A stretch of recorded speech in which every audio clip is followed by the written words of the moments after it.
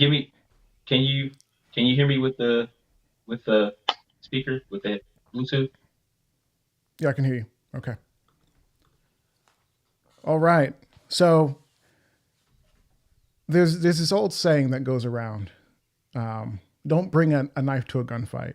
And I'm curious to know: is it possible to win a knife, to win a gunfight with a knife? Is there any advantage to such things? And beyond the fictional make believe idea of going into a gunfight with a knife, are knives practical for everyday self defense, combat, and things like that? Today we're going to be talking with Kwaku James, the man with the name, the man with the name, yeah, martial artist, firearms instructor, knife aficionado, and a friend. So let's go ahead and tune in with him and see what he has to say.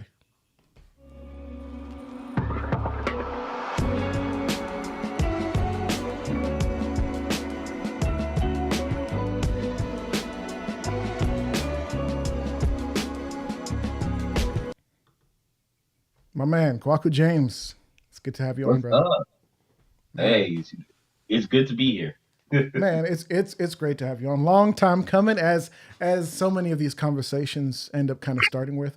We talked. Was it 2 years ago at this point? We were like, hey, let's try to get something going, and it didn't work out right away, just with scheduling and such. But eventually, we got to a point where it's like, hey, we can do this. Yep. Yeah. So I'm gonna be here, and as we mentioned before, things happen in their own time. Hmm. You know, and how God puts things together, or the universe puts together, however you believe, uh, it happens for a reason, and it's gonna be great. So I'm looking forward to this. Yeah, yeah. I'm excited. So, for those who don't know who you are, I kind of mentioned earlier you're a bit of a martial artist. You have gone deep into the world of knife fighting and kind of understanding what that looks like. But tell people a little bit about yourself and how you got to the point where, we're having this conversation. Okay. Um, well, it started many, many moons ago. My father was a singer. His group went to Detroit, where I was born, moved back to East St. Louis, and then he came down to LA with his group because they signed with Columbia Records. All the while he was out here making albums and doing what he does, he got into martial arts. Well, not got into, he's always been fighting. He's had teams that he's trained during the 70s that went against Chuck Norris's team, like kind of competition karate. At least that's what I've been told. Um, so he's had a semi passion for fighting and martial arts and so on and so forth, doing security work. And so he ended up running into Dan Anasanto. Dan Anasanto started training him, and then eventually in the late 70s, like 79 or so, I moved out to uh, LA with him. And that began my journey. I started learning how to box. I started learning how to kickbox. My father started teaching me a little bit of stuff. So when he put me in Kempo around 8, 9, well, not 8, probably about 9, um, I was beating up the black belts. Um, I don't know why. I guess I had a natural affinity for martial arts. I was scared to get hit. I was scary, but I did have a natural affinity, and with the point system, it built up my confidence a little bit. We did that for about 8 months or so, and then I got into jujitsu, not the BJJ that you guys know, just Aki jujitsu, which was really really cool. Which was described to me as not necessarily dirty fighting, but it was anything goes. Still based and rooted in karate. So kicks, punches, everything was the same, but we learned a little bit of judo throws. Punching to the groin was okay. I was taught eye gouges and fish hook. So I was taught how to dirty fight for the most part. And then that was it. Around 10, I stopped doing martial arts. But the Van Damme movies were out, all these action, Ninja 1, Ninja 2, Ninja Warrior, Mask of the Ninja, whatever. All these movies were coming out. And then I grew into start watching uh what's the name of that? Kung Fu Theater. There it is. Channel 5 in LA. So every weekend I would watch all these old kung fu flicks. Loved them. The Shaw Brothers movies were awesome and good inspiration. So what I ended up doing is teaching myself based on the basics that I known, teach myself taekwondo aerial kicks, just doing all this, mimicking what I saw. And it was cool. And so my name kind of grew a little bit in my little circle of friends. They knew my father did martial arts. They knew my father sung. They knew I did martial arts. And so people really didn't mess with me. They messed with me, but they didn't mess with me. When it got serious, everybody left me alone. So that was pretty cool. Then my father really started teaching me martial arts. Started taking me to the academy where I met Guru Dan Anasanto. I met Jeff Amata, um, Burton Richards, Mike Denny from Dog Brothers. Um, so these became extended family for the most part because they knew my father. Around that time, Guru Dan, one of my father, was encouraging my father to teach and teach for him because he started doing seminars and traveling and he needed people to teach. And my father was like, no, it's not what I want to do. I want to sing, whatever. At least that's what Guru Dan says. um, but that became that. I got deep involved in Kali, uh, Arnis, Eskrima, whichever one you want to call it, is pretty much all the same.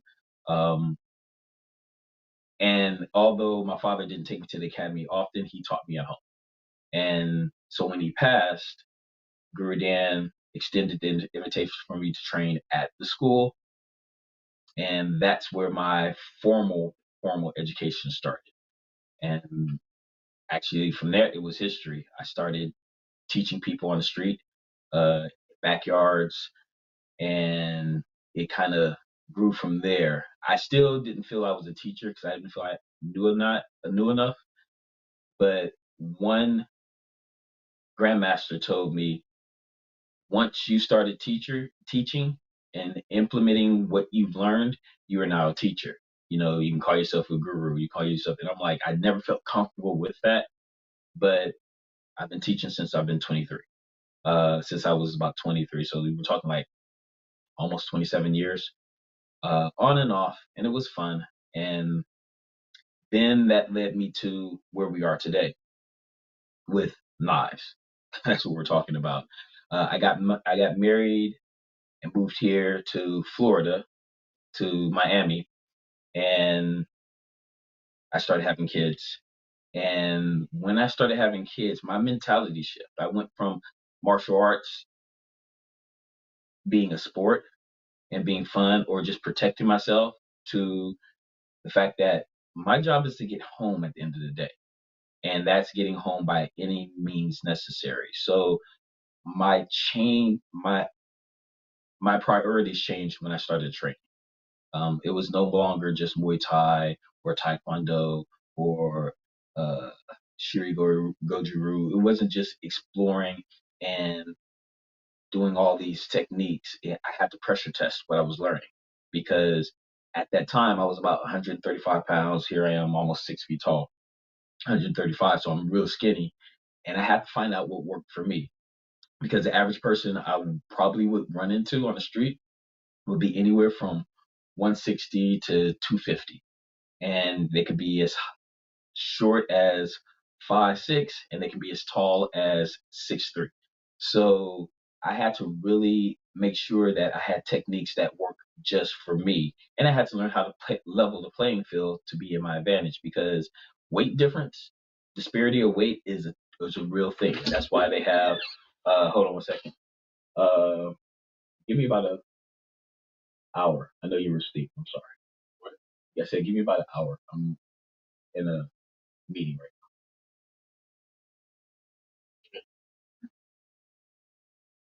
So sorry about that. My son was asleep. He All was good. asleep. Wasn't able to pre-warn him about the our conversation. No, you're okay. But you were saying you were implementing your training and your learning to be more suitable for actual combat, because a lot of people, when they say, oh yeah, karate, taekwondo, judo, anything less than MMA or BJJ, people are like, oh, that stuff, that's just going to get you killed. And then even people who train with firearms are like, or even with knives will say, oh yeah, that Brazilian jiu-jitsu stuff, that'll get you killed, because in real life you put somebody in a leg lock and they're just gonna stab you. So you were saying that when you started having a family, you decided that you need to take this thing for real, take it very seriously, and kind of build your techniques and your training around what's extremely practical for you to actually win a fight. Am I hearing you correctly? Exactly. That's exactly what I'm saying. So I started doing a deep dive. I already knew a lot about JKD, Jeet Kune Do, Bruce Lee's art. And as I mentioned before, Dan Inosanto was one of my main teachers besides my father. Dan Inosanto, if you don't know, is one of the main forerunners for pushing JKD in this world. People know him as the nunchuck guy in game in uh the last Bruce Lee movie where Bruce Lee was fighting the guy with nunchucks, right? That's Dan Inosanto. He's been in a couple of other movies. He's been a fight choreographer for a couple of movies, and he's known in the industry. He's known as Bruce Lee's number one guy. Um, so that being said, the philosophy of JKD, not the art of JKD, but the philosophy of JKD is take what's good, discard the bad. Whatever works for you, take it and apply it. There are techniques that I pull off awesome all the time. No problem. It doesn't matter how big, how small you are. It doesn't matter.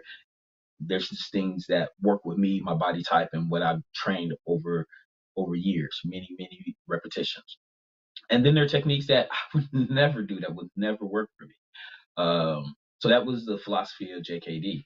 And that's kind of what I teach, or that's what I try to share with people.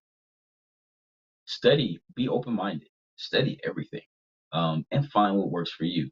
Again, based on my body type, I knew that I had to level the playing field somehow. I didn't have enough power to knock people out. It depends on the size, but 135 and 200, that's a big difference. So how would I how could I benefit if I had nothing? I ran track. I was quick. I had powerful legs. So kicks were my specialty. Um, but I also like Muay Thai because I can use my knees and I can use my elbows, which translated into Salat. So once I got in, I like working from the trapping distance or the grappling distance. So for standing and grappling, that was like perfect. And then I realized that, hey, I can actually use a knife in a grappling range, because if I'm in grappling range, most people's power, they take a big swing, and by the time it hits me, or if it even hits me, it's not that powerful because they have to really adjust their body. I'm already inside, far past their fist and their range of effect, um, a range of impact, excuse me. Um, so all the benefits were in my favor unless they grab where I might not have been strong enough to get out. So I had to level the playing field. So I was like, I do Kali, let me carry a knife. And so I started carrying knives. Everywhere I went, I always had a knife on me. Um, I had folders, I had uh, just straight edge blades, fixed blades, excuse me. Um, I did have a couple of double bladed or double sided blades, but those are illegal. So I stopped carrying those, like little, I at one point I was carrying three knives. Why? Just because. Um, because I could. It was fun for me. And then I realize I'm in Florida. There are a lot of people from the Caribbean and from South America who carry machetes. They carry it in a car, in their trunk, next to the driver's seat, and that's a thing. That's a real thing. Yeah, People don't that is a thing. people don't fear machetes like they do guns. If I walk down the street with a machete, people might say that's a little weird, but they don't fear it necessarily. So you're not going to get the cops called on you. A lot of people are doing gardening or using machetes to whack at stuff, and I'm like, wait a minute. I used to do kali. I used to do stick fighting and knife fighting, and that's what it translated to: stick fighting, or machete fighting, or short sword fighting for the Philippines against the conquistadors. So now my focus started to shift to bolo or to short swords, and so they're easy to get. Machetes are easy to get. If the world went to crap, you know, I can grab a machete for $12, $20, and I never run out of ammunition. And the thing about bladed weapons, weapons are so personal. Hmm. The situation happens, it's an intimate tool. A gun is I can keep that distance, bow, bow, bow, that's it. Um, but when you're up close in somebody's face with a blade, or I mean, it's a different feeling. Yeah, Um, I had real eye openers because of Kali. We have these drills that we do, so you expect that it's gonna look pretty like the drills. I got good with my Sinawalis, my flow drills, my Carenzas. I got really, really good with this, so I thought I was stuff, right? I thought I knew what I was doing. I thought I could take care of myself. And then I started pressure testing because you got to pressure test. You got to know what you're teaching. You got to know that it's going to work. And all the strips and the grabs, and it was not happening. yeah, The things that did translate were the foot movements, uh, mm, basic strikes. And then what I started realizing is, for me and for how I teach my students, or how I teach people who I train privately, it's not about the actual technique. It's the repetitions and getting comfortable and understanding the dynamics of how to use the skills that we're teaching, yeah, and being confident in that. I stopped teaching techniques. Now we have certain entries, we have certain plays that we do. I call them plays because it's like playing football. When I was playing football, you get a play, right? And your running back, he's going to run through the one hole, two hole, three hole, whatever. That's what you're going to do. hmm, No problem. They call a play. There you go. Now, once you get to the hole, the rest is talent. The rest is on the running back, or the halfback, or tailback, whoever, right? The rest is on them to get the extra yardage, to make the touchdown or whatever. So what I encourage is, we'll have certain entries, um, to get to a better position or better advantage. But after that, go play, go ham. What I teach is a bridge system to get to the art that you train, and to do the things that you feel comfortable with doing. So if you do Muay Thai, if you do Jiu-Jitsu, if you do Judo, my my goal is to get you to a place of advantage where you can use your favorite techniques. mm, Um, that being said, same thing with knives. Whatever I can do with the sticks, I can do with a machete or a knife. Whatever I can do with the knife and machete, I should be able to do with my hands, besides kick. But right, all the tools are always the same. So that's kind of like been my thing. So carrying knives, and even carrying my machetes in the car, I'm never going to run out of ammunition. If I can get to it, you're in trouble.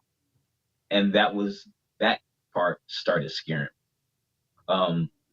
Because I'm watching a lot of people, and I'm learning from a lot of people from the past, and just with the internet being so big over the last 20 years or so, a lot of people who I've studied, or I've watched, and I've learned, and I've kind of self-taught by learning what they've doing, or taking some of their philosophy. The art form is beautiful, but that's the art form. Yeah. And they're teaching the art form, and they're trying to say you can use the art form as a combat system, which is BS. I'm sorry, that's just what I believe. You cannot use the art form as a combat system because combat in reality is very visceral. It's ugly. It's nasty. Things that you do with the art form that look pretty, nobody's just gonna stand there. Nobody's gonna let you hit them 4 or 5 times in a row and then strip the weapon. That's not gonna happen. Right. It's, what's gonna Yeah, all happen the is combinations and such. if you look at any real fight, be it hands, be it with weapons, when we get into that fencing position where we're sizing people up, where we're moving around, where we're, feinting and we're trying to use our strategy. And then we're talking real fights. I'm not talking sport fight, Right. real fights. People are scared to get hit. How many street fights have you seen where heads are way back and their arms are extended? You know, 99%. Every World Star video, people way back trying to dislocate their shoulder, trying to get one in. exactly, right? Um, how many real knife fights have you seen where it's just a swing? It's just a swing because they're afraid to get cut, right? So Right. they're swinging, reaching out. They're swinging and reaching out. They're swinging and reaching out. Any real knife fight is not really a knife fight. It's an Mm-hmm. ambush.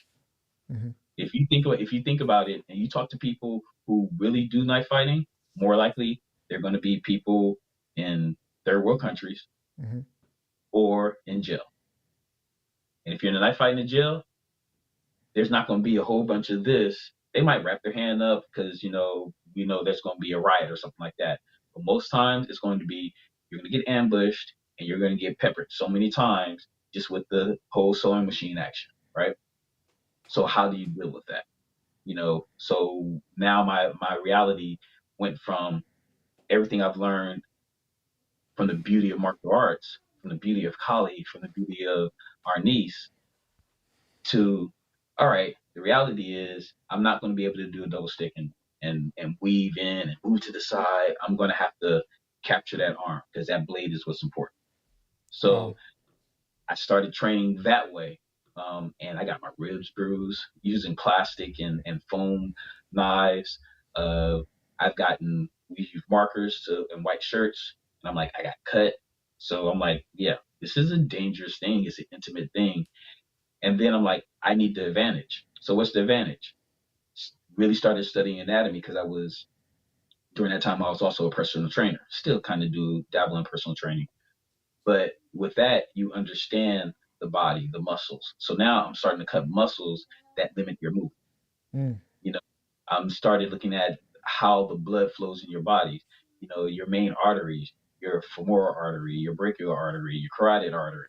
You cut those in about 30 seconds, depending on how hard that person's heart is racing and pumping. In about 30 to 45 seconds, that person's dead.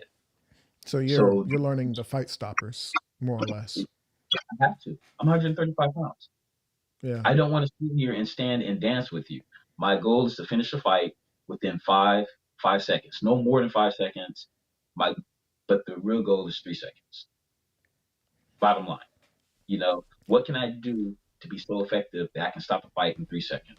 I Because I mean, don't isn't want to that the old when kind of pivoting, not pivoting, but jumping in with a little vignette for the firearms conversation, as people have been saying for a long time, and this isn't always the case, especially with a lot of mass killings these days, and other engagements where it's like, yeah, a lot of these shootings are happening at 3 yards, 3 seconds, 3 rounds, and it's like, well, reality is it may end up being that, and Yeah. kind of just from the outside looking in, I'm not a knife fighter, so don't let me pretend like I am. Oh, I'm not I either. I know how to use the tool. I right. am not a fighter. I will never profess that I am a knife fighter, but I'm pretty proficient with the tool. There you go. Well, I mean, just thinking about it, it's like when you are in an engagement, you need to finish that thing fast because it's about to go. Anything could happen. Somebody else can come up and try to engage you. Um, if you get cut, that's Hmm. kind of it. Like this could be your last moment. So get in and get out. I mean, that just makes sense. And I know there's a lot of guys in the Second Amendment space, for those who are listening, who are into Second Amendment firearms and such, who profess that combatives, the combination of like, okay, now we're enclosed, now we're using, picks and knives and different things, and I'm sure somebody can throw me a better definition of combatives, but I find that to be interesting because I'm like, as somebody who does some professional work with firearms, we need to have the best toolkit possible to be able to do our jobs. Whether you're just a father or whether you are paid a professional salary to keep people safe with a gun, why would you not have every tool possible? And I agree. I totally agree. So let's skip forward just a little bit. Um, I thank God for Coleon Noir. I say that because around 2009, when he started, when he was actually in his old BMW in his car talking about how he likes guns, that's around the same time I really fully started embracing firearms. I didn't own any because I had kids. I still come from the democratic standpoint of, you know, or I wouldn't say democratic standpoint. I'll say the black community standpoint. You don't need guns. Only people who have guns are gangsters, and bad guys and cops. That's it. Every once in a while somebody might have a gun to protect their home, but that's about the extent of it. I'm from the big city. I'm from LA, so guns weren't a thing. Now down here in the South, people are like, guns are that's the way of life in the South. That's the way of life in Texas. Guns is guns. Mm-hmm. It doesn't matter if you're black, white, whatever. You have a gun to protect your property. So carrying was never really a thing or even a concept to me. Like I said, maybe for home protection, but that's about it. Before you And were introduced to Coleon Noir and the work that he did, educating and right, showcasing. right.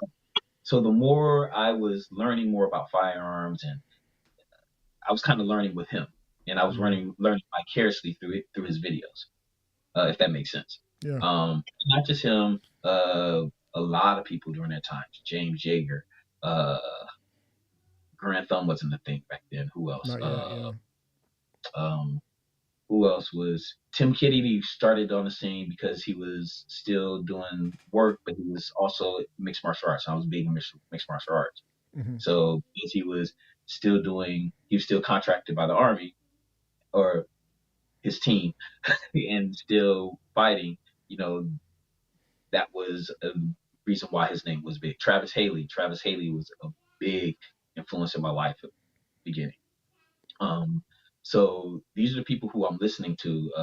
Hickok 95 just started getting on the scene around the same time. Oh, You know, Hickok 45. He's still around. I don't. yeah, I think he's he might never die. I'm not trying to say he's that old, but he may never die.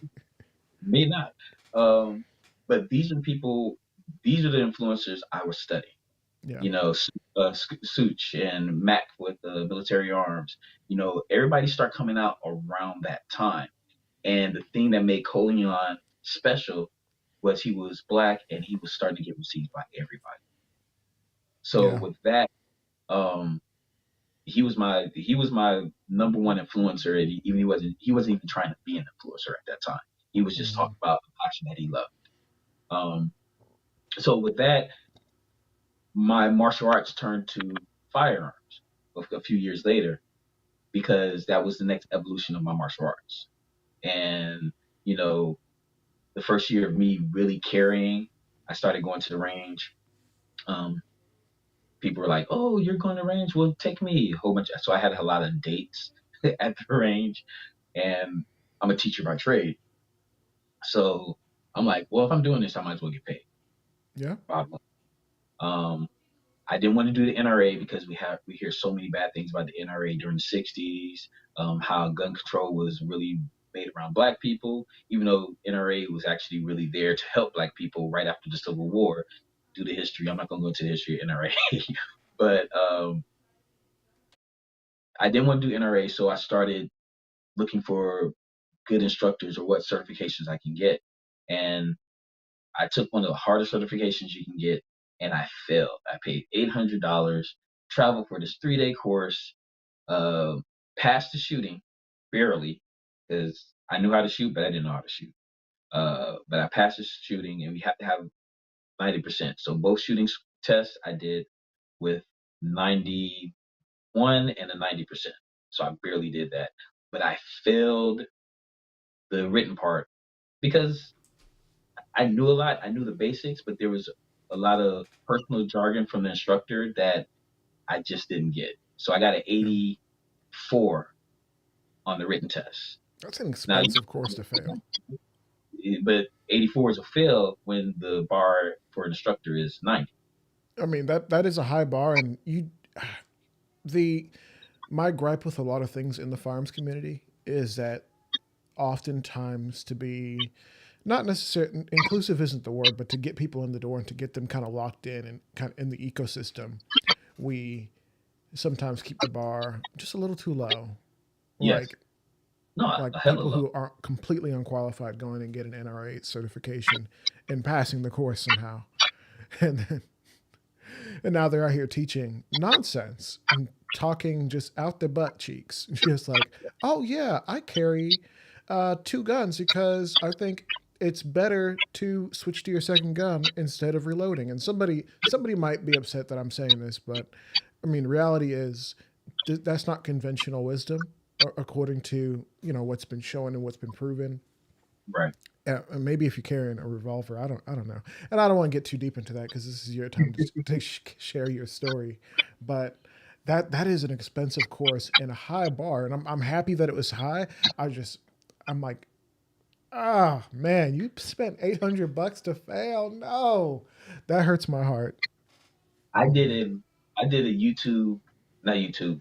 Sorry, I did a Facebook post on the way back because it was in Okeechobee. So you're talking about 2 hour drive, right? Mhm. Um, so I'm like fuming and not angry at anybody. I'm angry at myself. I failed. I knew I was going to go up here. I knew I was going to pass, and I failed. And not really angry, more disappointed. Especially when I failed by like 6 points. All I had to do was probably answer two questions, and I would have got that 90, right? Mm. And that maybe three. And that felt really, really bad. But on my post back, on my drive back, and the post that I put as I was driving, I was like, you know what? I'm not going to let this stop me. I'm going to come back and I'm going to take this course again and I'm going to pass. I'm doing this 2 years later. Well, in the interim, I got my NRA, I got my USCCA instructorship, which were easy. Uh, After that, 2 years later, I had the opportunity to take the course again and blew through the course. So easy. Not only did I did that, it was a 5 day course because I did the basic and I did the advanced instructor. So I ended up paying like 1,500 plus ammo and stuff like that Who for the who is the course through? Was it uh Range Masters? monster. So if anybody who really wants to, if you're serious about your craft of being a firearms instructor, Tom Givens, that whole family is the way to go. If you don't understand how big this guy is, or and especially how big he's becoming since the pandemic, every year he has a thing called TechCon. He hosts an event, and you have uh, people in the industry, people you don't even know. He's trained uh, with Colonel Jeff Cooper. You know, um, he's Mas Ayub is there teaching classes. Uh, who else? He's trained with Hackathorn. Uh, Langdon was there teaching. I took a class from Ernest Langdon. Wow. This last TechCon. Uh, Michael Green from Greenlight. Is it Greenlight? He's in Texas. He has two schools: a tech school in Texas and school in Virginia. I think it's Greenlight or Green. Yeah, I think it's Greenlight. Um, I took a class from him. Who else? Jedi was there teaching. ShivWorks, all the ShivWorks instructors were teaching there. Like I said, Masayub had a course this year. Sarah and her husband from uh, what's the thing? Who have the holster that I carry? Uh, Oh, the you're talking Enigma. about the Filster, yeah. Yeah, they were there giving classes. I ran into some of my influencers that I'm fanaticized of, that I'm a fanatic over. I'm a fan. I didn't realize I was a fan. Armed in Style, Tessa, she was there. Her and her husband. Her husband, uh, he that boy can shoot. He actually got into the finals of the shooting competition. I mean, TacCon happens every year, right? Last year when I applied for TacCon, they sold out. They have limited spots. They sold out in a week. Wow. That was last year. Usually it takes them about a month and a half, 2 months to sell out. So last year was a week. This year it was less than 12 hours and they were sold out. I couldn't even I couldn't even buy my ticket. So Wow. I'm not going this year and I'm totally bummed. So all my friends that I met this year, I'm not going to be able to see them next year. And everybody's texting in DM, hey, you coming to TacCon this year? No. Yeah. Um, Man, I hate I when that might happens. I might be able to get in as a range officer. Yeah. So I'm actually trying that aspect, but I still got to pay my ticket. I still got to pay to be there, and I'm on a wait list. Wow. So what's the name? Asp. Yep. I Active can't. self protection. Yeah, John Korea. John Korea. He's been there. He's there. He's part of that family. So this this range master family is growing. Hmm. It's really really good. People who are serious about the industry, they're learning about them, and it's starting to really really grow now. And it's amazing to be part of that family. Uh, Tom is so great. Tom is so straightforward, and he's serious about his craft. He's Hmm. really serious about teaching. Um, the year later, he came back, and I took the advanced class again just for shits and giggles, um, to warm up to take the master instructor course. And I took his master instructor course and passed. So I'm a master instructor for range masters. There you go. Uh, I didn't even know that. yeah. So Overqualified over here. I yeah. It's so funny because when I've gone to certain places and certain other venues, my mentor, he's like, "Why aren't you teaching? Why aren't you teaching martial arts? Why aren't you teaching, firearm classes?" I'm like, one is popularity, you know, um, and there's stuff I still feel I need to learn. Um, so my time will come when it comes. And he's like, I've helped you. I've helped lay the path for you. You have this instructorship. You have that. You train here. You've done this. You've trained with the best of the best. You know, I've trained with, yeah, the best, and the list can go on. Jeff Gonzalez, Larry Vickers. I've trained with them. I've eaten with them. I've talked to them. I've hung out with them. He's like, you've done all this stuff. Why aren't you teaching classes? Why aren't you doing this? You're better than just going. I'm like, no, because my time will come. So I like to sit back and meet people and network and see what happens. And I was still, honestly, it wasn't so much that I didn't want to teach because I would hop on any opportunity to teach. I didn't know my space or my place in the 2A arena, and especially in the black 2A arena, because in the last couple of years, black 2A has been a thing Hmm. ever since COVID. Yeah. So I'm not saying there weren't any black instructors. I'm not saying they weren't even good. There were a lot of people, Hmm. but it became a hustle. Yeah. You know, it It became most certainly did. with influencers. It became, hey, I can do this and I can get sponsorships and it became a serious hustle. And I sat back and tried to find my space in that. What will make me stand out? I mean, And the you and first, the Style Gang got together and did, and I don't know if you're about to get there, but you yeah, guys had a really interesting way of combining not like high fashion, but like contemporary Floridian fashion slash South coastal fashion with carrying firearms. And I thought that's a valuable service that I don't know got enough attention or enough play in the sense that people could really benefit from understanding like, hey, like this is a cool combination of what you can wear and look like a regular guy, you know, and be able to conceal well. you don't have to look like tactical Timmy. Right. you know, No uh, fishing vest required. yeah, and that was the cool thing about, and the funny thing about it is me and Ron, the EDC guy, Yeah. you know, we were sitting and we were talking one day because he's down here with me, and we ran into Justin. All right, backtrack a little bit. When we went to the second year of Iron Sharpens Iron, Iron where Sharpens Iron, which is an instructor course that used to be ran by Marshall Davis, and now it's called Phase Two.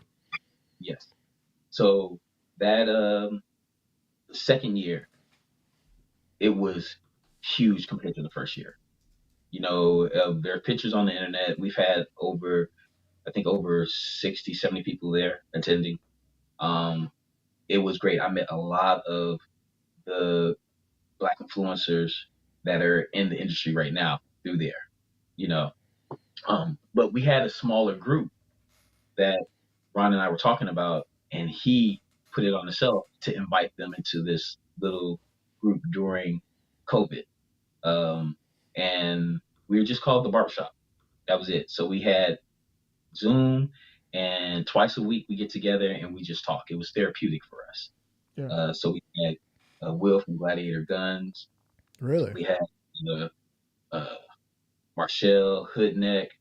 Um, we had Pewologist and Miss Hero. Um, we had, oh, man, we had a whole bunch. It's about 15 of us. If you can think of like kind of the influencers that are right Those now, those are like, like the who's who's. Like yeah. So literally some of the biggest, most dominant names in the industry. Regardless of numbers, and all of those guys they do numbers, but those guys they make great content and they're making a real impact in and outside of the Instagrams. they're just that was our crew. I mean, I can go on. So they were in that group, and that became therapeutic. And I'm like, what the hell am I doing in this group?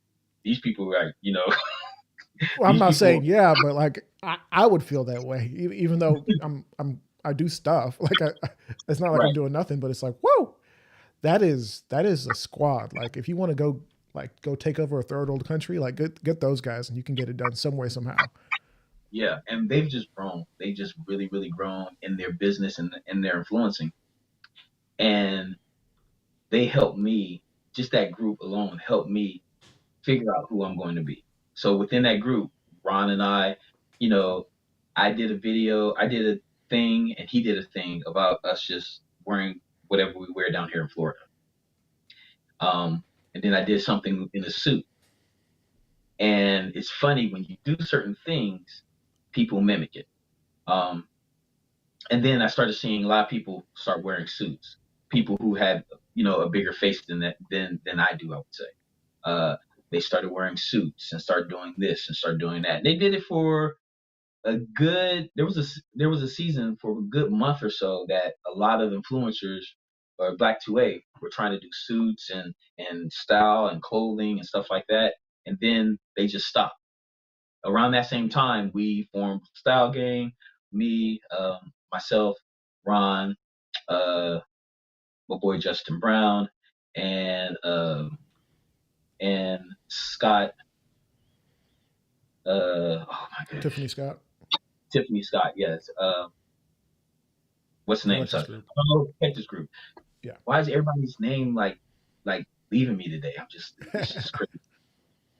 But yeah, Tiffany was in the group, and we went on for a whole year, almost a whole year of just once a week talking about fashion, uh, talking about current events, and we've gone to as far as you can go to Walmart, get stuff and look good. You can go to Target, get stuff and look good and still carry. Hmm. Talking about thread beat, talking about some of these, subscriptions. We did a lot, and it ran its course. Yeah. Um, it ran its course, and I thought that was my thing. I'm gonna talk about just fashion or my style, not necessarily fashion, but my style, my personal style, and how I apply that to carrying every day. Yeah, And and then, I think that's actually an important thing. I know you said it ran its course, and that's kind of a nice way of saying it had its fans, but ultimately it didn't grow to a point where it's sustainable. Am I right? Yes, And exactly it. It might be, it it's might just have like, been. what do you just write a guide, or like what do you have to do to get the information out there so people can get it, even though it's not going to like gain a bunch of Instagram views necessarily? Well, and that I think building something like a guy, and I've talked to like Armed Style, I've talked to Filster, I've talked to a lot of people. There's only so much you can actually do and say that's not already out there, right? So you're looking for something a little bit more fresh, something a little bit more new. And then once you've done all that, where do you go? So the Yeah, whole plan was initially to talk about my personal style, what I do, how I wear, how I carry this, um, in this um, in this aspect, opposed to how I carry in this aspect. But then you always want to go back to teaching fundamentals, teaching right, your gun. Why do you carry this? Because eventually you're going to run out of content. So right. where do you go from there? You know, so and I look at that with I take examples from Armed Style. I love Tessa. She's like, she's so cool. Hit her up and Little, tell her to come on my show because I she hasn't hit me back yet. she, I'll reach out to her and let her know, Appreciate and you. hope that we can connect. But, I mean, Shameless bag over here, right? hey, I'm not, hey, any way possible, I but no, appreciate you. Tessa, she is. She's the real I, deal. I watched her grow. I watched her grow from where I was doing stuff, and I watched how her style, based on her frame and the fact that she picked this gun because of her frame, little small little girl. And now she's into competition shooting and stuff like that. She's getting better, and now she's talking about the journey of shooting. And she goes back to style every once in a while, Hmm. but that's But you those know in YouTube specifically, it that's she's a big YouTuber. She's less on Instagram, although she does both, right? right. Um, and I would say specifically for the YouTube platform, you put a video out and it lives forever. Instagram is a lot different, where you post something or you do a live, and as soon as it's done, it's more or less done. You may get some comments, or if you're for some reason hit some sort of plateau or boom in growth, somebody might find some content. But if somebody's looking for how to dress in a turtleneck specifically, or how to dress some Florida beach weather, Miami spring break vacation, whatever. I think it would be hard to say like, oh, let me just type that in on the gram and then gun content that fits my needs are going to come up. So I almost feel like you guys may have been on the wrong platform because the suited shootist, he's a thing. I don't watch his stuff all the time because I don't need to know suit stuff all the time. But ultimately, I would say to be able to just do a quick Google search and your video pop up, that hmm is invaluable when it comes to making sure that the information is evergreen.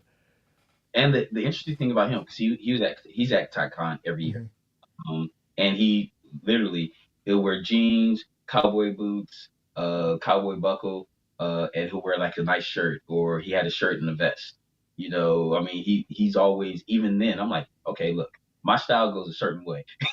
you know, when I'm training, I got a certain training style. I look this way.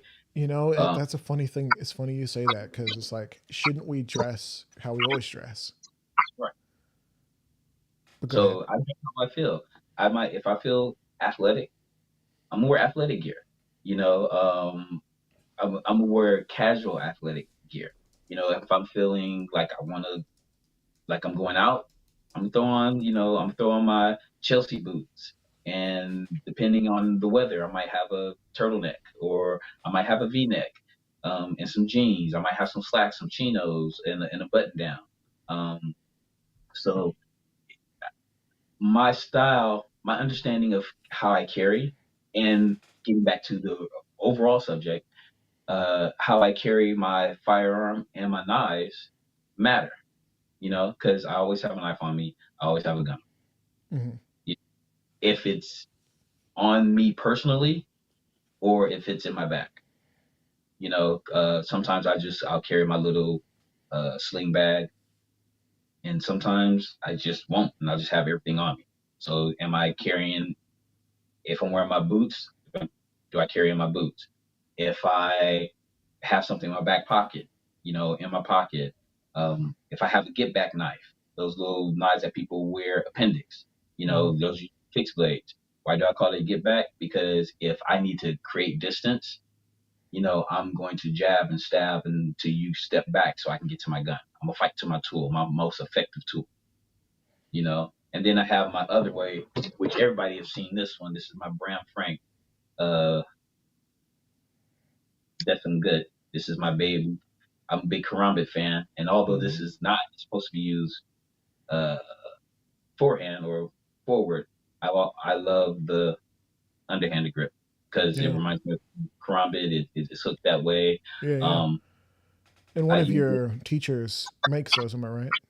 Yeah. So uh, Bram Frank, he's amazing. Bram is, let's just say, he's trained everybody. I won't go into the people who he's trained, but he's trained many of the special forces and black groups throughout the world. And when I say world, I mean the world. U.S., all over Asia and um, Asia, Middle East, and in Europe.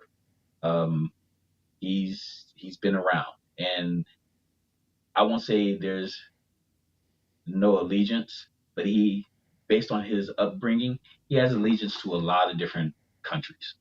Hmm. Um, well, I won't say that. I'll say he has ties to a lot of different Okay. countries, which has allowed him to go into countries to train their special forces. Wow. So, like I said, I won't go into big detail on who and Sure. stuff like that. But yeah, Yeah, that's he's cool. so to Yeah, that's actually learn from him, and he's constantly like, too much. Get out there, start teaching. Get out well. there. That is what I want to kind of get to because I know we do have a limited time. We probably have maybe 15 minutes top at this point before we. I know you have to go, but I want to ask like, where are you now, and are you where are you going in regards to your education, your teaching, um, whether it's teaching or not teaching? Is it creating? Is it just existing as being a typical JAG, just a guy who has a bunch of skills? Or I love teaching. I love sharing knowledge. That's just who I am. hmm Trying to find the best way to do it and how I can effectively do it and do it on a large scale. Not so much. I don't want to be an influencer. I'm not looking to be an influencer. If that comes with it, then great. I just want to get the information out because I see a lot of stuff that I think is not necessarily baloney, but I don't agree with everybody's philosophy. sure, And some of these philosophies are solid philosophies because that's how they live and that's how and they've proven to work for those people. Um, my biggest philosophy right now, and I have to say this: this tool is just that. It's a tool, right? Um, and if I don't have to use this, I'm not going to use it. If you look at every knife tutorial or people talking about knives, they're talking about, oh, especially if they come to a karambit, right? What's the biggest thing you do? You see them cut, and they finish their last killing blow, right? And they slash somebody's throat, or they'll say, oh, you can disembowel, or you can do this. And those are things that I learned and I taught myself, right? I'm like, this is great. But then I realized after I defended myself, depending on where I live, there could be that civil suit. I may get over on, protecting myself and fine, but then just kill somebody. I cut you in the face. I just maimed you, and it's a different, the courts look at that totally different than me just slashing you across your arm, to protect myself. If I cut off your ear, that's maiming. That's a disfigurement. If I cut off your nose, that's disfigurement. If I train somebody to jab, jab, jab, and jab you in the eyes, or I'm training that, and my first response is, "Oh, I will never do that in real life." I can control myself. No, you're training yourself. Your body's getting yeah, these repetitions. those are These reps. those are reps. So what are you going to do? You're going to default to what you do most and what your body does naturally, and those reps tend to be those things. So this is when I say this is a dangerous tool, there is a certain level of education that needs to be taught, not just kill people. Now, I'm not saying anything about people who played in the sandbox, who had to use this as a last resort, who actually have killed. There's a time and place for everything. Right. I don't I don't think the majority of what's being taught should be taught to civilians. Well, I take that back. I don't believe the philosophy in what they're being taught and how they're being taught should be taught to civilians. Because Okay, bottom so line, it's more of a philosophy, less necessarily knowledge. yes, Okay. definitely. Um, it's different if I'm here and I'm cutting and I'm defending, right? I go back to basic stick fighting. I use my strikes. If I do this, I'm keeping you at distance. I'm keeping you at bay. Why? You don't want to get cut. Okay, no problem. So if I do this and I reach out and I cut, that's fine. You can take cuts all day, and there's a good chance that I can deter the situation. Um, and they'll leave after they get cut a couple times and they're really really bleeding, or they may just be that crackhead and I just need to really stop them. They're that drug fiend and I really need to stop them. And in that case, you know, am I willing to do what needs to be done? Um, and then do I have the skill to do that? And does the opportunity presents itself? Because I've seen people hopped up on drugs, and I don't care how trained you are. You know how many cops are trained through martial arts, and when you got somebody high on drugs reaching out to you and trying to attack you, you know, all their stuff goes out the window. We Yeah. talked about how visceral, how nasty, how gross fighting really is, how ugly it really is. You Hmm. know, every once in a while, an opportunity will present itself, and based on your training, you'll see something beautiful. You'll see a beautiful connected punch, or a beautifully executed osotagari, or a shoulder flip, or hip toss, or something. You see because the opportunity presented, and you were trained to do so. For Right. the most, it's just, and you're just scrambling just to get control of the situation, to get the Yeah. advantage of the situation. It is interesting to see, like what you said, the contrast in these things, where it's like you see whether it's a street fight or a professional self defense professional, such as um, how do you say, like a police officer, security, or whoever, who, whether it's, one side, like you said, it's crazy, it's out of control, it's just nuts. It's like, why'd they do that? I'm not trying to justify every Right. unjustified thing. And then on the other side, sometimes it's, a simple dodge and then bap to the chin and drops him like a sack of rice. And it's like, oh, that was easy. Glad everybody made it out okay. Just a little bit of injured pride and a bruised chin, and your chin shouldn't have been made of glass. Like, why were you acting up? And that's why training is so important. And then Hmm. people don't understand. Training is so important. So when you train, you'll see those opportunities. Hopefully, you'll see those opportunities Yeah. and you can click on that. But the most important thing that I want to get out to people is verbal judo. Mm. It's the how do I combat the situation with just my words? How do I de escalate a situation? And there's many different ways. You can do it with humor, you can do it with, just being humble in the situation. A lot of times, me being a security professional now, that wasn't the plan. I needed to make some money, and it happened. And I'm old. I don't want to fight. I don't want to wrestle on the ground. I just turned 50. I'm like, I don't want Happy to do Happy this. birthday week, by the way. I mean, you're gracing Thank us on your birthday week. Tonight is karaoke, so anybody watching live, go check out his. I think he's posted it in a few different places where you can tune you. in with him tonight. Tell us a little bit about that real quick, so people can. It was actually last night. It's Oh, still was it posted last on Facebook. night? It was last night. They kind of messed up, so I'm going to string something together and I'm going to put it out there. It was my gift uh, to a lot of my friends because karaoke has been very therapeutic.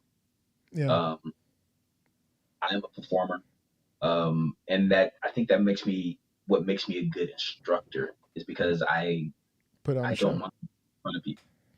And once I started seeing teaching as a performance, I've gotten better. Hmm. So back in the day, because my father sang music, as I was mentioning, I learned music. I went to a music academy for high school.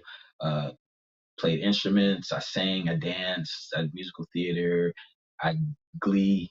I was in the show choirs. I did it all, and that was a good time in my life. And so during COVID, when I was really trying to redefine myself, I after one of our trainings, we went to this bar. They had karaoke, and I sang Prince's "Kiss."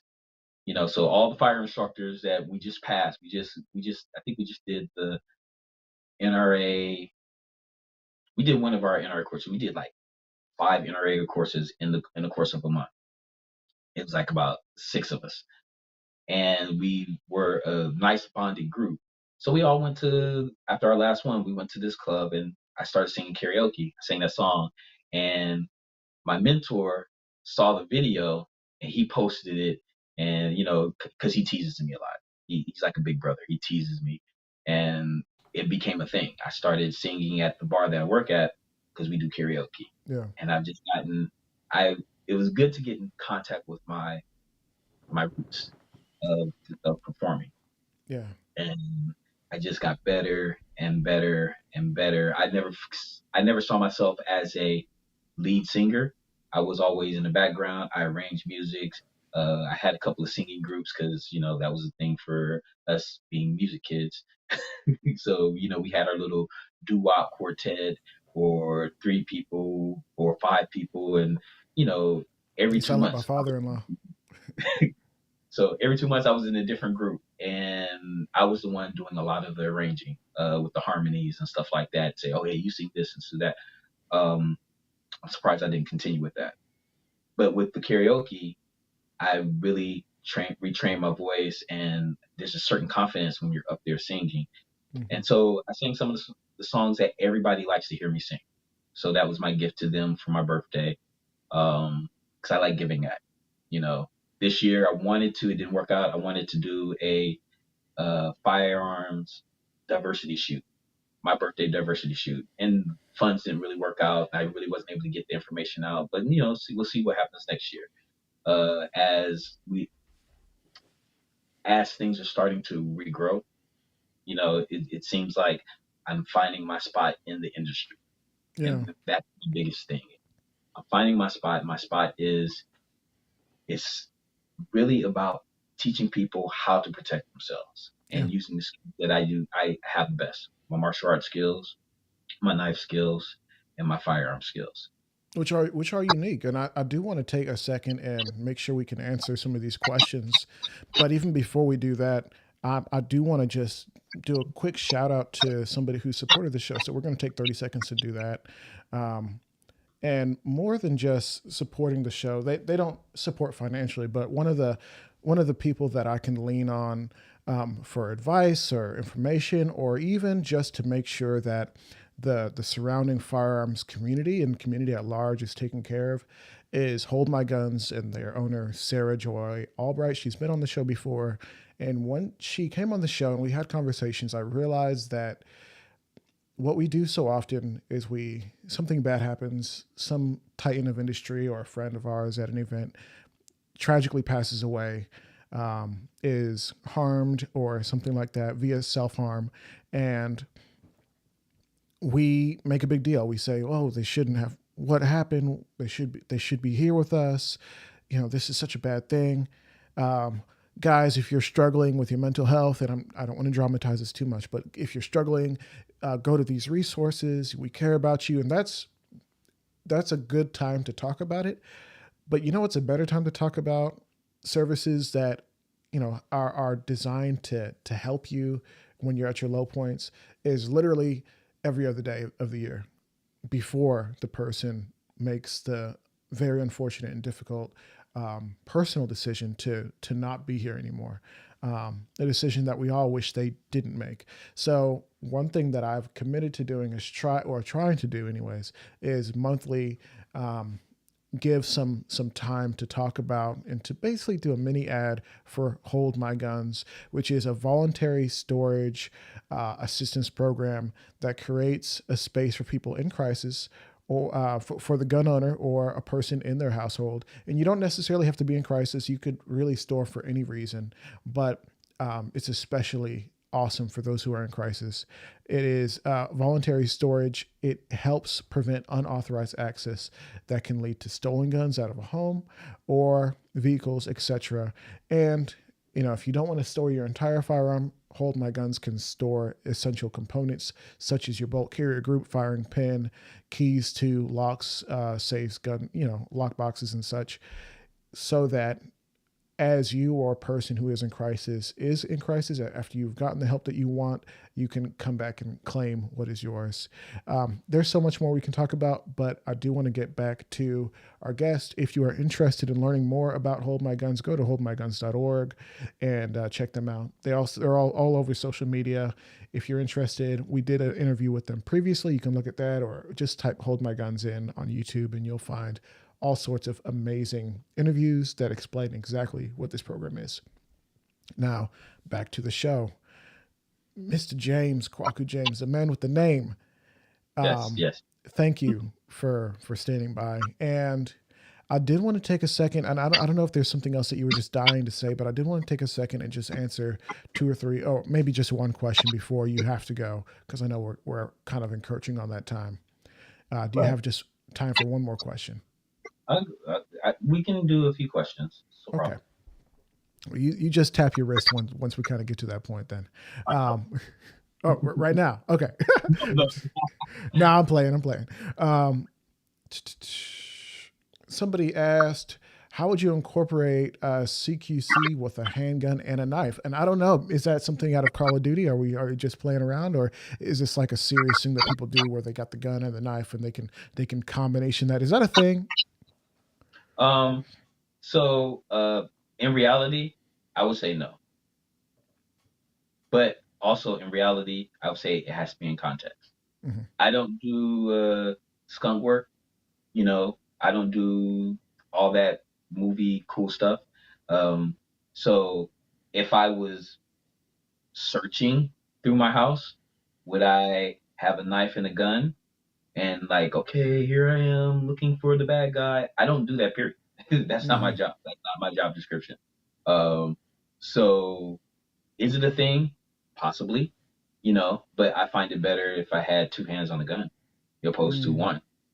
I find it better if I have my knife, and that's only because I didn't have a gun. Now, when we're talking about extreme close quarter combat, um, I don't want to use my knife. I'd rather use my gun. One, it's not personal; it's preservation. you know, um, if I'm using my knife, it's personal. It's you're that close that I have to really, literally, possibly kill you to get you off. You Hmm. know, do you need the skills? You need every skill that you feel that you need to survive to make it home the next day. And I can't tell you what you need. You have to sit down and evaluate for yourself. Yeah. It is a thing. ECQC is a thing. Um, and I train in grappling and I train in not so much BJJ grappling, but standing grappling. I don't want to go to the ground. So we wrestle, we try to fight for position. My goal is to get away from the situation. I want to de-escalate if I can. These are things I'm training my head. I've already trained myself to kill you, and I'm just being honest. Uh, thank God I haven't killed anybody, but I'm like Right. I know the spots and I know the things, and I've trained with training tools to do such things, and I've done this under pressure. So I do have confidence in myself that if I feel I need to, I would. Um, if I feel I need to, but I don't want to. So the other thing that I'm training more than anything is to recognize the situation and not being the situation. Recognizing the situation, and if I have to get there, if I have to deal with the situation, I want to deal with it with this first. Mm. I want to deal with this first. If that means that I'm your punk, if that means I'm your bitch, that means I'm whatever you want to call me, fine. So be it. If that I didn't have to shoot you. We didn't have to get in the scuffle. I didn't have to cut you. So Right. that's I'm personally, not only I'm doing a physical, but I'm doing the mental game. I'm trying to teach my philosophy and I'm trying to train myself to utilize my philosophy every day. You know, You it's know, it's it's really interesting that you said that, because especially that last part about like, hey, it doesn't matter what you think I am. We made it away. We made it out the situation. You didn't have to die. I didn't have to end up hurting you, stopping a threat, or what can end up happening is death, seriously bodily harm, or death. Just reality situation. And my thought process is like, hey, if I'm driving and you do something crazy, like literally, I was driving down in Florida, people from Florida, and somebody got mad because something I wasn't paying attention, or they tried to pass me and I was driving slow, and lady in this minivan, you could tell because she had real dainty hands, and flicks me the bird like real aggressively, like I could feel the energy radiating off her fingertips, and I was just like, what? And then I remembered, hey, I'm strapped. I have all the power in this situation. If I wanted to end this whole thing, I could. But because I know, and maybe this is like a psychopathic thing to think, in my mind, I'm like, because I know I have all the power in this situation, I dictate how this thing goes. I can be benevolent and generous with my mercy and my grace in the situation and say, hey, listen, we don't have to take this any further. I will let you walk away. You think you won? You won. Congratulations. But I won. the So, hardest thing for people to do, the average person to do, is to tame their ego. mm, yeah. And that's the thing that I fight daily because of, especially if you're an extrovert, if you're a person who loves attention, that ego's a thing. That ego, I mean, majority of our firearms instructors, think Oh, about it. yeah. You have huge ego. I love Gladiator 6. I love Will. Here's the thing I love about Will. Will has an ego. Mm-hmm. We all do. We all do. But Will has tamed his ego. Why? Why has he tamed his ego? Because he's done stuff to tame his ego. Mm-hmm. He's seen enough. And I want you to say him. I look at um, a lot of the influencers who are kind of trying to redefine themselves in the firearm industry because everybody shoots, right? Everybody teaches it, and they did that, but now they're doing podcasts now. They're doing this. You look at these guys. These guys, they kill more people than smallpox. They've gone out. Yep. They've seen gruesome stuff, and there's a certain peace. Jocko Williams. Oh, There's a yeah. certain peace over him. Tim Kennedy. There's a certain joy and laughter that and energy that he shows. And he's not that sully guy that comes around and just mean at the world. They've seen so much violence in their life and they've done so many things that they can't talk about. And for them to not be that way here in the States, they have to have a certain level of peace. You know, they've tamed their ego. Somebody get in their face and they're like, dude, it's all right. It's whatever. Mm-hmm. You know, it's okay. One, because they know what they can do. You know, Yeah. I'm talking about apex predators dealing with little kids messing with or little cubs poking at them.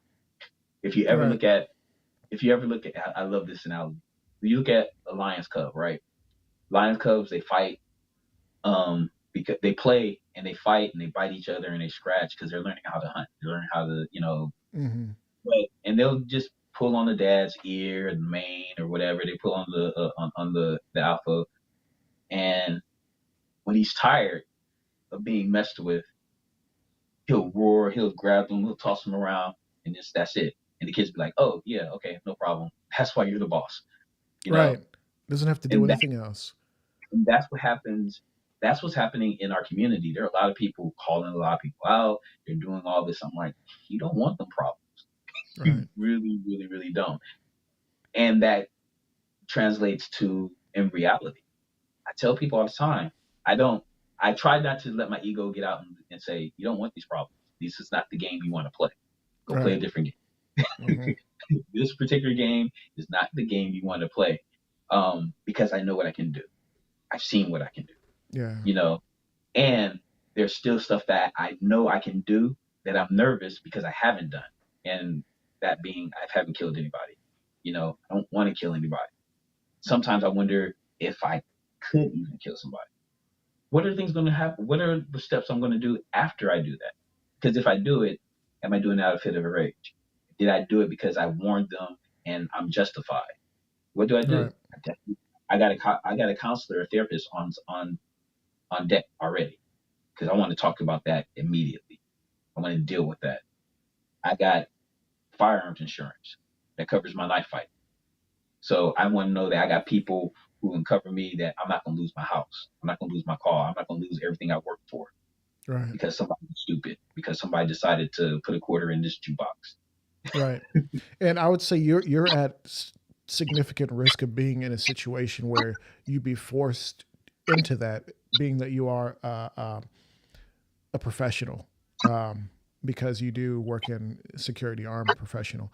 Um, so it's not even just like, oh, a regular guy hanging out at a nightclub and then all of a sudden someone tries you. It's not even like that.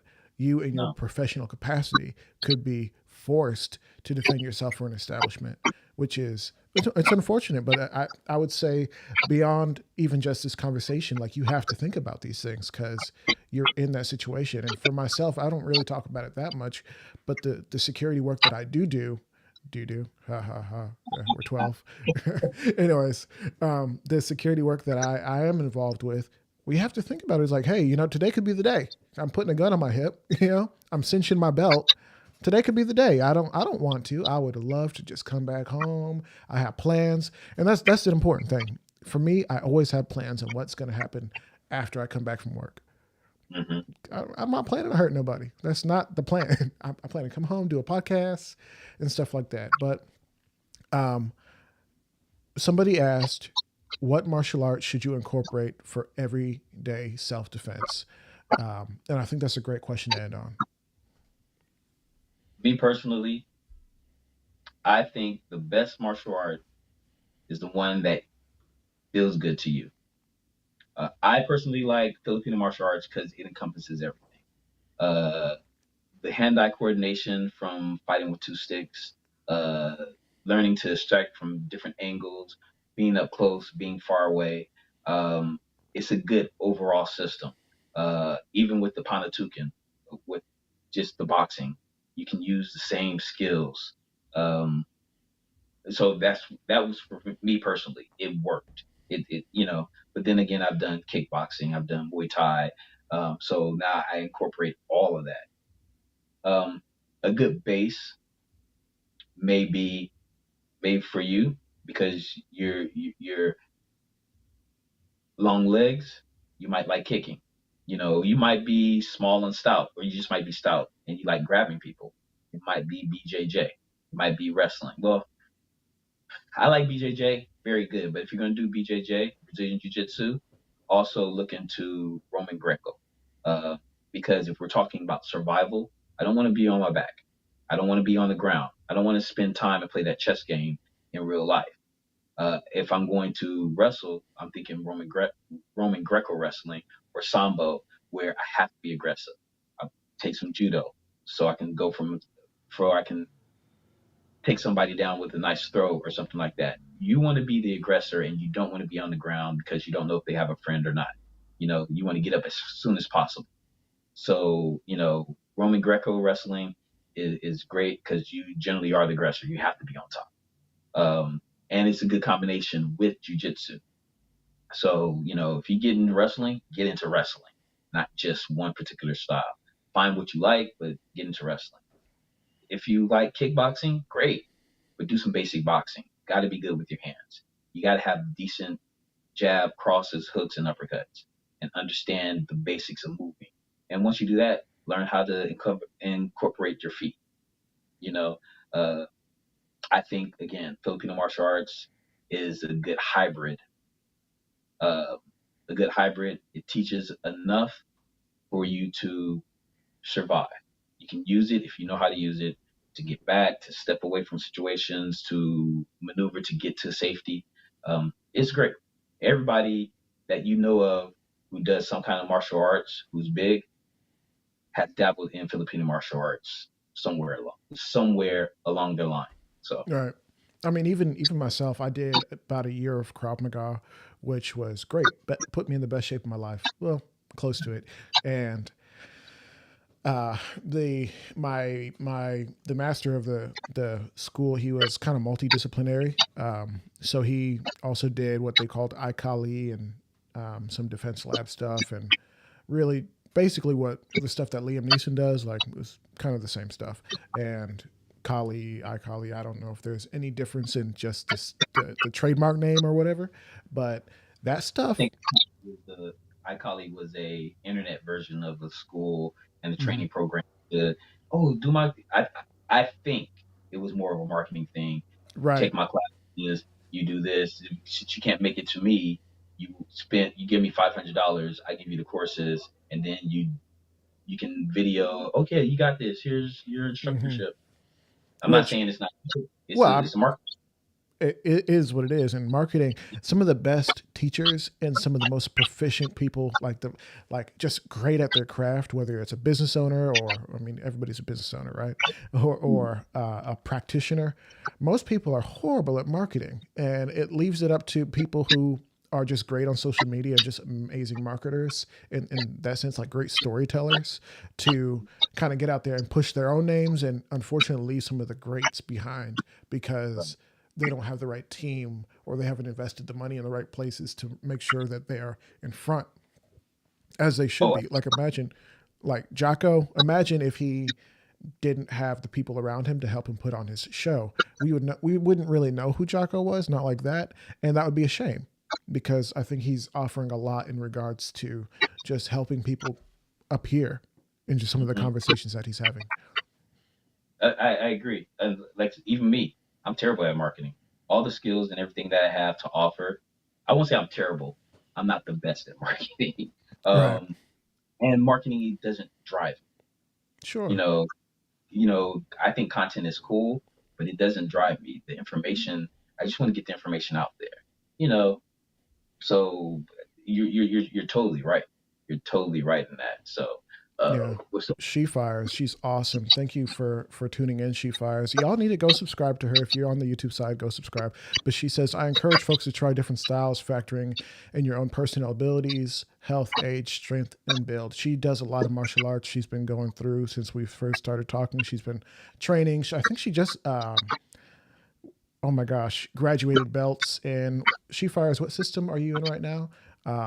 And yeah, you got to link up with her, because she's fantastic, um, and it's really cool to see people like her, even people like yourself, kind of moving in the internet space and finding the lane. And for her, she's into firearms, but she's also into martial arts, and that's just cool to watch. Hopefully, she can reply in a second, kind of let us know what she's into. But even if not, you guys will find it if you go subscribe to her channel. While we're doing that, Kwaku James, can you tell people how to find you? um I'm very easy to find. I don't do Facebook that much, but if you want to see just my life, you can do Facebook, Kwaku James, Kwaku, last name James. On Instagram, at least for right now, I haven't changed I'm going through a rebranding thing, but right now you can find me at Taurian Strategies, Taurean Strategies, uh, on Instagram. And I do have a YouTube page that I might start just utilizing, that I'm thinking about utilizing, which is the Tao Coup, Tao of Coup, Ku. Um, so that's kind of like my thing right now, is just putting content. I don't care how beautiful it looks, how nasty it looks, just getting content out there. So I'm going through. I do have a knife video that I was going to sell a year and a half ago. Um, that I'm not going to do that now. Uh, but I'm going to put it on the Tao Coup, Very so cool. it's intro training, not really a training system, but a training philosophy. So I've been all this week. I've been editing it into different like parts, like little 6 minute vignettes or whatever, talking about certain skills, and I'm just going to put it up there. and just see. So that's going to be the first. That should be start coming up sometime this week on the Tao Coup. And if you want all of them together for your own personal, you just talk to me and I can just send them to you. Send the whole video. So That's awesome. So do me a favor and like comment with, just your name. Just say like, "Hey, I was on the show," and I'll try to pin that on the YouTube side so people can look in the comments and see you pinned. And I'll copy your username and put it in the show description for those who want to take a look.